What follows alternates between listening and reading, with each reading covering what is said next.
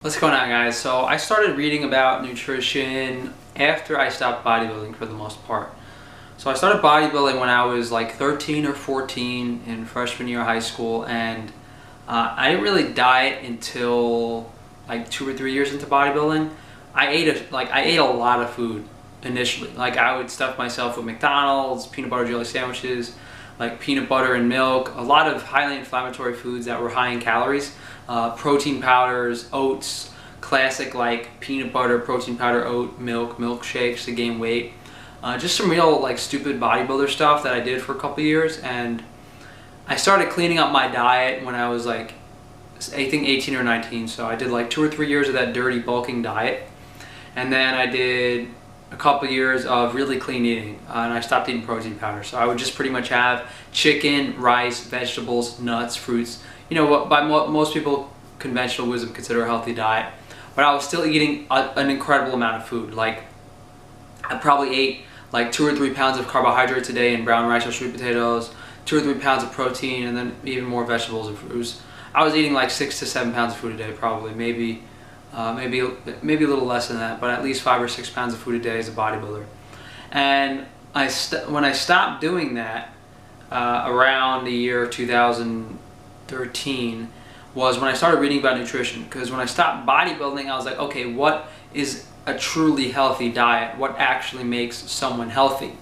And I came across this guy's YouTube, Paul Chek, and he turned me on to Weston Price. And by all means, both Paul Chek and Weston Price, great sources of information. But on the other hand, you know, Paul Chek's into like some chi and like what is it called, like chakra stuff that I cannot advocate.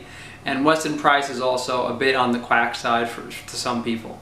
So that being said, these people turned me on to the understanding of nutrient-dense animal foods. And after I read, watched some more of Paul Chek's videos, I bought his book, How to Eat, Move, and Be Healthy.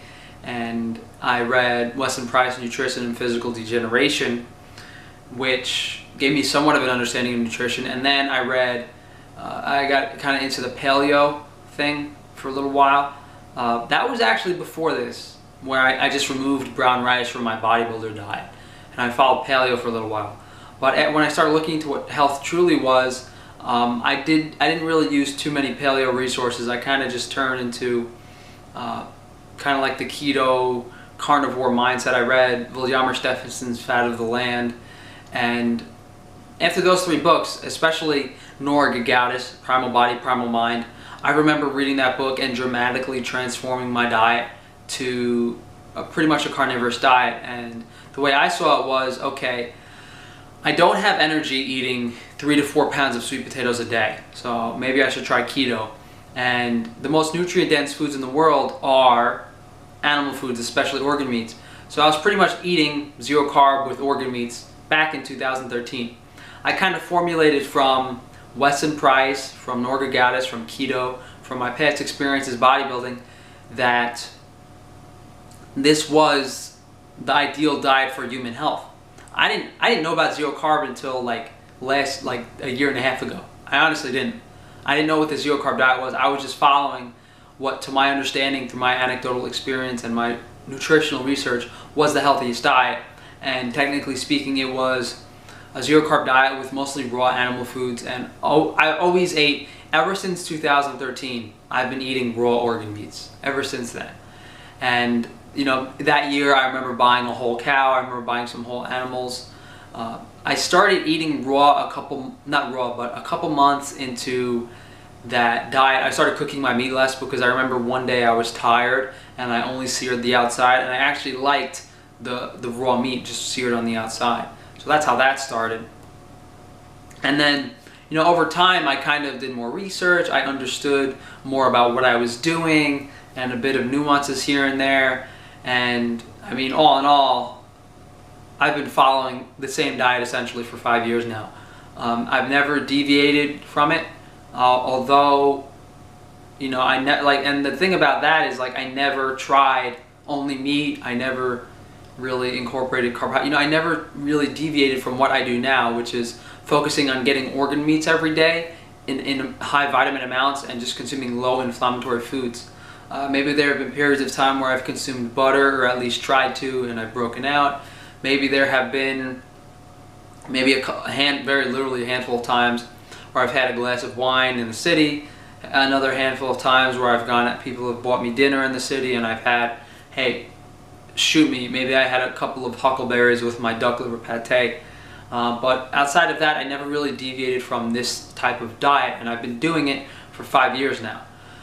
Well, 5.5 years now. And I guess I gave you guys most of the resources. There's, let me go upstairs to my room and I'll show you guys some books I have. But the books I don't have are the ones I mentioned. Paul Chek, How to Eat, Move, and Be Healthy. Weston Price, Nutrition and Physical Degeneration. Norga Gaddis, Primal Body, Primal Mind. And then there have been another handful of books here and there that have given me, you know, just all around general information. I've learned a little thing or two here or there. Jonas Vanderplanet's We Want to Live, I can't say I learned anything from that, to be honest. Vilhjalmur Steffenson's Fat of the Land, definitely a lot of, like, took a lot from that, and really just any kind of things I've read about indigenous groups and indigenous dieting. So I have literally like 24 books that I haven't read that I bought because they were recommendations by Norga Gaddis, and this was like 5 years ago. But I did actually read 2 of the books, and the reason I read these was because they piqued my interest. I tried reading the other ones, they weren't too interesting. So this book, The Hunting Apes, it talks about how ape hunting habits and how they distribute meat through like their society, and it's really interesting. It talks about how it really relates to like chimpanzees and how they prioritize meat in their society, and it gets you to understand how meat was pretty much used even in tribes of humans as like, that's why hunters were prized among tribes, and they got the most women, they had the most success because it was the most important commodity. And that's why also, you know, humans have preferences for certain physical traits. That's why women like tall men. If you're taller, you have you're able to cover more ground. You're generally, it's a better build for hunting. I'm not getting too far into that, but just some really interesting stuff in that. So this one, Trace Elements, Hair Analysis, and Nutrition. This book is great for understanding mineral balance, and this is what kind of got me to remove salt from my diet, and actually, well, not even remove salt, but to at least supplement potassium. So this is the only reason, really, I like this book. If a mineral has an arrow pointing to another mineral, it means a deficiency of that mineral or interference with its metabolism may be caused by excesses of the mineral from whence the arrow originates. So this literally has every single mineral on it, and I could probably talk about this entirely in another video, but what it pretty much means is that if you overdo one mineral, you're going to be deficient in another or need more of another. And then when you add that mineral, you're going to need more of another. It's this vicious circle of minerals until you get all of them. And I remember at one point, I literally had like 10 vials in my fridge of mineral supplements. It was just crazy. So just remove salt from your diet and get minerals naturally in the food is what I learned from this. But this talks about how you know, various diseases are associated with various mineral deficiencies related to all just analysis of minerals in hair. It's definitely interesting, but you know, not exactly an easy read. So that's it, guys. Hopefully I've given you a good idea of my dietary history, how I understand nutrition. I didn't really cover, I did try a vegan diet for like a couple weeks right after I transitioned from paleo, before I saw Paul Chek's videos, and that didn't work out so well. I was eating like, that's when I was eating 3 or 4 pounds of sweet potatoes a day. Not fun, but after that, I actually was on a vegetarian diet when I had my jaw surgery, because all I ate was eggs, cheese, and butter, but that technically doesn't count. So thank you guys for watching. Hopefully this gives you guys an idea of kind of how I learned about nutrition and how I understand nutrition. And you know, I've tried pretty much, you know, having been on pretty much every diet for some period of time. You know, I was on keto for a little while. I was a vegan for a little while. I've done a bodybuilder diet. I've done so many diets that there really haven't been any that I haven't followed, or at least in any way that I wouldn't have an understanding of a diet to some degree.